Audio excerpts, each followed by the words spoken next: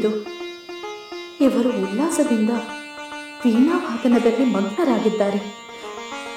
ಯುದ್ಧ ಇನ್ನೂ ಮುಗಿದಿಲ್ಲ. ನಮ್ಮ ಕಡೆಯ ಬಹುಪಾಲು ಎಲ್ಲರನ್ನೂ ಕಳೆದುಕೊಂಡಂತಾಗಿದೆ. ಸೋದರ ಪುತ್ರರ ಸಾವಿನ ದುಃಖದಲ್ಲಿ ಜರ್ಜರಿತರಾಗಿದ್ದವರು ಈಗ ನೋಡಿದರೆ ಆನಂದದಿಂದ ವೀಣೆಯನ್ನು ನುಡಿಸುತ್ತಿದ್ದಾರೆ. ಏನಾಗಿದೆ ಇವರಿಗೆ? ಇವರು ದುಃಖ ಭಾರದಿಂದ ಭ್ರಾಂತಿಗೆ ಒಳಗಾಗಿಲ್ಲ ತಾನೆ?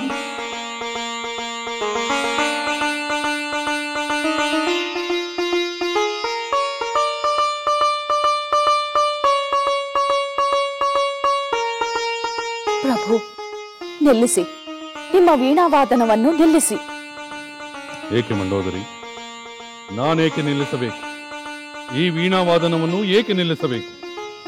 ಇದು ವೀಣೆ ನುಡಿಸುವ ಸಮಯವೇ ಪ್ರಭು. ಯುದ್ಧ ನಡೆಯುತ್ತಿದೆ. ಈಗಾಗಲೇ ಅಪಾರ ಹಾನಿ ಸಂಭವಿಸಿದೆ. ಮುಂದೆ ಯಾವ ಆಪತ್ತು ಕಾದಿದೆಯೋ ಎಂದು ಚಿಂತಿಸುವ ಸಮಯದಲ್ಲಿ ಹೀಗೆ ಸಂಗೀತದಲ್ಲಿ ಮೈಮರೆಯುತ್ತಾರೆಯೇ? ನಿಮ್ಮ ಈ ವರ್ತನೆಯನ್ನು ನೋಡಿದರೆ.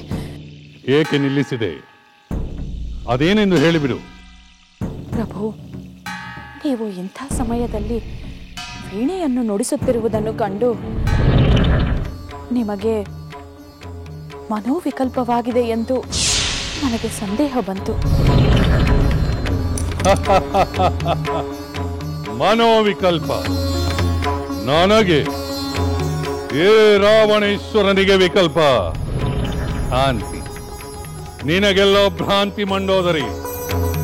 ನನ್ನ ಮನಸ್ಸು ಸ್ವಸ್ಥವಾಗಿದೆ. ಈ ವೀಣಾವಾದನವೇಕೆ ಪ್ರಭು? ನನ್ನ ಮನಸ್ಸು ಉಲ್ಲಾಸದಾಯಕವಾಗಿದೆ, ಸಂತೋಷವಾಗಿದೆ. ಅದಕ್ಕೆ ಈ ಸಂಗೀತದ ರಸಾಸ್ವಾದ. ಇದರಲ್ಲೇನು ತಪ್ಪು?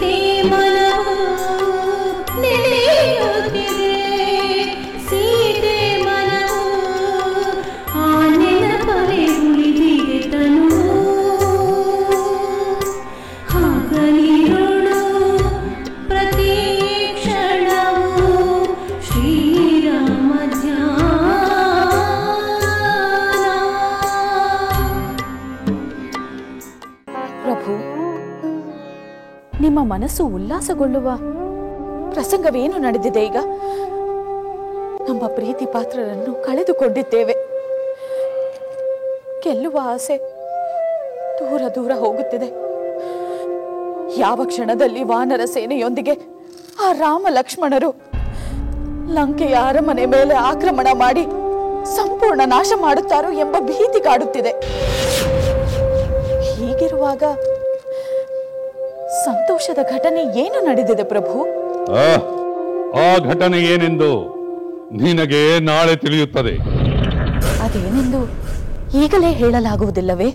ಇಲ್ಲ, ಈಗ ಹೇಳಲಾಗುವುದಿಲ್ಲ ಮಂಡೋದರಿ. ನಾಳೆ ಸೂರ್ಯೋದಯದ ಒಳಗೆ ನಮ್ಮ ಶತ್ರುವು ಇಲ್ಲವಾಗುತ್ತಾನೆ. ನಮಗೆ ಬಂದಿದ್ದ ಆಪತ್ತು ಆತಂಕಗಳೆಲ್ಲ ನಿವಾರಣೆಯಾಗುತ್ತಿದೆ. ಇದು ಸತ್ಯ. ಪ್ರಭು, ಈಗ ರಾತ್ರಿಯಾಗಿದೆ. ನಾಳೆ ಬೆಳಗಿನವರೆಗೂ ಯುದ್ಧ ನಡೆಯುವುದಿಲ್ಲ. ಅಂದ ಮೇಲೆ ಶತ್ರುನಾಶ ಹೇಗಾಗುತ್ತದೆ ಪ್ರಭು? ಅದೇನೆಂದು ಹೇಳಲಾಗುವುದಿಲ್ಲ ಎಂದು ಹೇಳಿದನಲ್ಲ. ಒಟ್ಟಿನಲ್ಲಿ ನಾಳೆ ಈ ಭೂಮಂಡಲದಲ್ಲಿ ನನಗೆ ಶತ್ರುವು ಇಲ್ಲದಂತಾಗುತ್ತದೆ. ಈ ಲಂಕೇಶ್ವರನು ಶತ್ರುರಹಿತನಾಗುತ್ತಾನೆ. ತ್ರಿಲೋಕಗಳಲ್ಲೂ ನನ್ನನ್ನು ಗೆಲ್ಲುವ ವೀರ ಯಾರೂ ಇರುವುದಿಲ್ಲ. ನೀನು ಇನ್ನು ಹೋಗಿ ನಿರಾತಂಕವಾಗಿ ವಿಶ್ರಾಂತಿ ತೆಗೆದುಕೋ.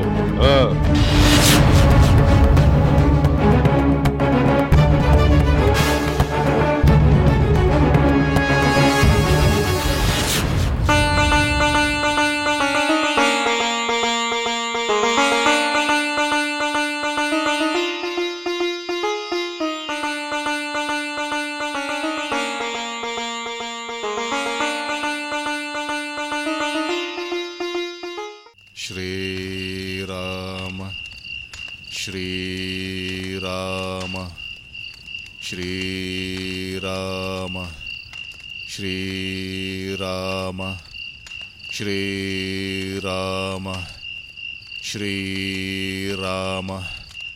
श्रीराम श्रीराम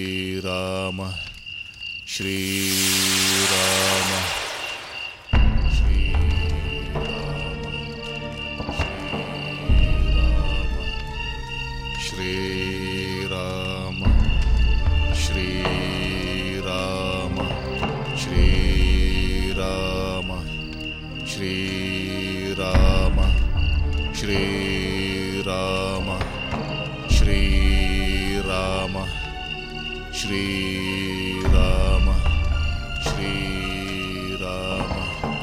श्रीराम श्रीराम ಶ್ರೀರಾಮ ಮಹಾಬಲವಂತನಂತೆ ಕಾಣುವ ಈ ಕಪೀಶ್ವರನೇ ಹನುಮಂತನಿರಬೇಕು. ರಾವಣನು ಹೇಳಿದ ಎಲ್ಲ ಲಕ್ಷಣಗಳೂ ಇವನಲ್ಲಿ ಕಾಣುತ್ತಿವೆ. ಇವನ ಆಕಾರ ತೇಜಸ್ಸಿನಲ್ಲಿ ಧೀಮಂತನಂತೆ, ರಾಮಭಕ್ತಿಯಲ್ಲಿ ನಿಷ್ಠಾವಂತನಂತೆ ಕಾಣುತ್ತಿದ್ದಾನೆ. ಇವನ ತುಟಿಗಳು ರಾಮನಾಮವನ್ನೇ ಜಪಿಸುತ್ತಿದೆ. ಇವನನ್ನು ವಂಚಿಸಿ ನಾನು ರಾಮನ ಬಿಡಾರದೊಳಗೆ ಹೋಗಬೇಕೆಂದರೆ ವಿಭೀಷಣನ ರೂಪವನ್ನು ಧರಿಸಬೇಕು.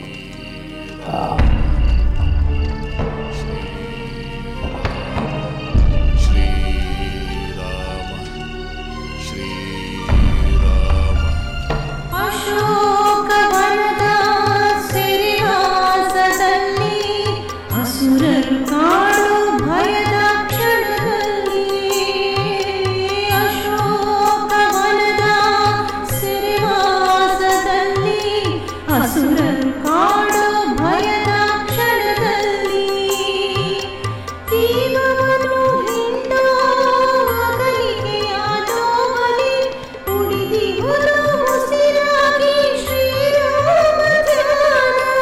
ಜೀವವನ್ನು ಹಿಂಡೋ ಅಗಲಿಕೆಯಾದೋ ಬಲಿ ಉಳಿದಿಹುದು ಉಸಿರಾಗಿ ಶ್ರೀರಾಮ ಧ್ಯಾನ. ನೆನೆಯುತ್ತಿದೆ ಸೀತೆ ಮನವು, ನೆನೆಯುತ್ತಿದೆ ಸೀತೆ ಮನವು, ಆ ನೆನಪಲ್ಲಿ ಉಳಿದಿದೆ ತನು. ಹಗಲಿರುಳು ಪ್ರತಿ ಕ್ಷಣವು ಶ್ರೀರಾಮ ಧ್ಯಾನ. ಹಗಲಿರುಳು ಪ್ರತಿ ಕ್ಷಣವು ಶ್ರೀರಾಮ ಧ್ಯಾನ. ಉಳಿಸುವುದು ಜೀವವದು, ಉಳಿಸುವುದು ಜೀವವದು.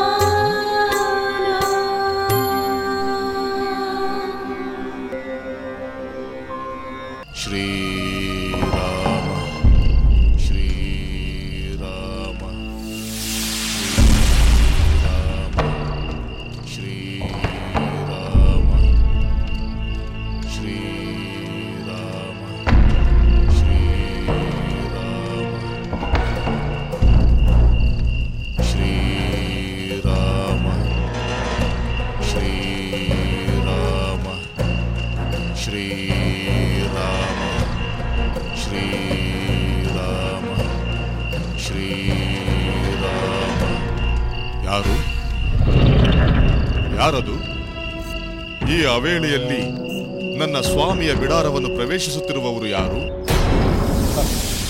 ವಾನರ ಶ್ರೇಷ್ಠ ಹನುಮಂತ, ನಾನಲ್ಲದೆ ರಾಮನ ಬಿಡಾರವನ್ನು ಬೇರೆ ಯಾರು ತಾನೇ ಪ್ರವೇಶಿಸಲು ಸಾಧ್ಯ?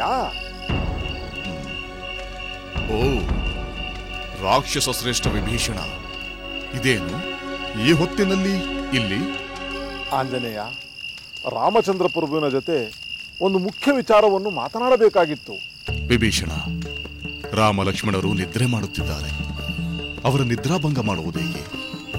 ಈ ವಿಷಯವನ್ನು ಸೂರ್ಯೋದಯವಾದ ಮೇಲೆ ಹೇಳಬಹುದಲ್ಲವೇ? ಹೌದು ಹನುಮಂತ, ಹೇಳಬಹುದು.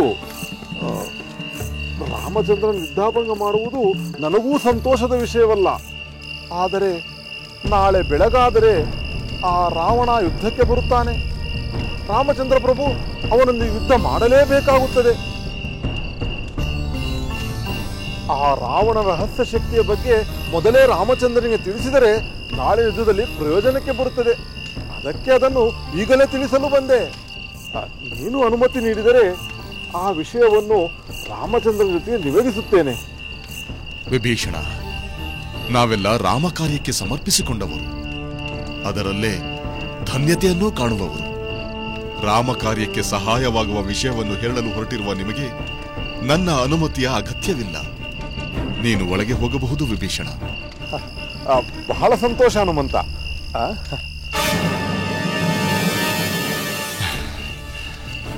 ಶ್ರೀರಾಮ ಶ್ರೀರಾಮ ಶ್ರೀರಾಮ ಶ್ರೀರಾಮ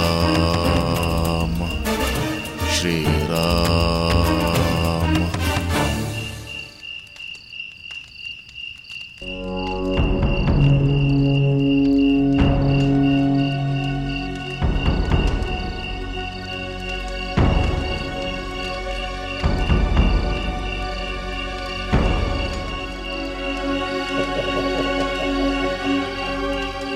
ಮಹಾವೀರನಾದ ಹನುಮಂತನು ನನ್ನನ್ನು ಗುರುತಿಸಲಿಲ್ಲ.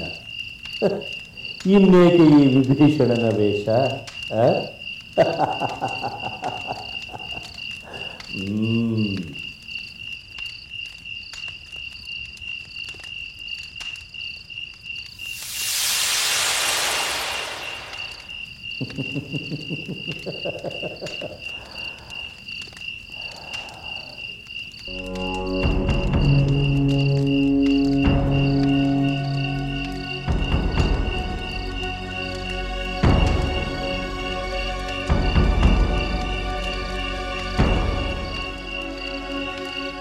ಎಂತಹ ಸುಂದರ ಯುಗ, ಎಂತಹ ತೇಜಸ್ಸು! ನಿಜವಾಗಲೂ ಇವನು ಪುರುಷೋತ್ತಮ. ದೀರ್ಘ ಬಾಹುವುಳ್ಳ ಈತ ಪರಾಕ್ರಮಿಯಾದುದರಿಂದಲೇ ಖರದೂಷಣರನ್ನು, ರಾಕ್ಷಸ ವೀರರನ್ನು ಸಂಹಾರ ಮಾಡಿದ್ದಾನೆ. ಇವನಿಗೆ ರಾವಣ ಭೀತಿಗೊಂಡಿದ್ದರಲ್ಲಿ ಆಶ್ಚರ್ಯವೇನಿಲ್ಲ. ಈ ಯುದ್ಧದಲ್ಲಿ ಇವನೇ ರಾವಣನನ್ನು ಧೂಳೀಪಟ ಮಾಡಿದರೂ ಆಶ್ಚರ್ಯಪಡಬೇಕಾಗಿಲ್ಲ. ಇವನಿಂದ ನನ್ನ ಮಿತ್ರ ರಾವಣನನ್ನು ನಾನು ರಕ್ಷಿಸಲೇಬೇಕು. ನಾನು ಈ ಕೂಡಲೇ ಈ ರಾಮ ಲಕ್ಷ್ಮಣರನ್ನು ಪಾತಾಳ ಲೋಕಕ್ಕೆ ತೆಗೆದುಕೊಂಡು ಹೋಗಿ ಕಂಕಣ ದೇವಿಗೆ ಬಲಿ ಕೊಡುತ್ತೇನೆ.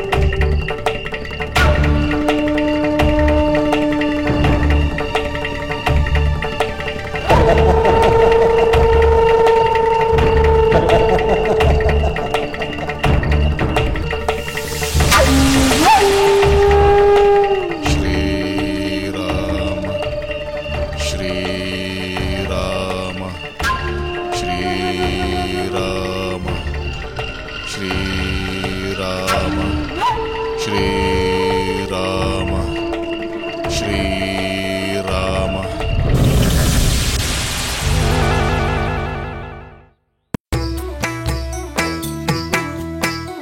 ಲಂಕೆಯಲ್ಲಿನ ದುರುಳ ದರ್ಪವು ಸೀತೆ ಸಹನೆಗೆ ಸೋತಿತು. ಅಂಕೆ ಇರದ ಅಸುರ ಕುಲವು ರಾಮ ಬಾಣಕ್ಕೆ ಅಡಗಿತು. ದೂರವಿರಲಿ ಸನಿಹವಿರಲಿ ರಾಮ ಹೃದಯ ನಿವಾಸಿನಿ. ಯುಗವು ಯುಗವು ಸಾಗಲಿ ಅಕಳಂಕ ಪ್ರೇಮ ಪ್ರಬೋಧಿನಿ. ಅಮರ ಗಾಧೆ ಧರಣಿ ಜಾತೆ ಸಾಧ್ವೆ ಸೀತೆ ಸುಚರಿತೆ. ಸಹನ ಶಕ್ತಿ ಪತಿಯ ಭಕ್ತಿ ಲೋಕಮಾನ್ಯ ವಂದಿತೆ.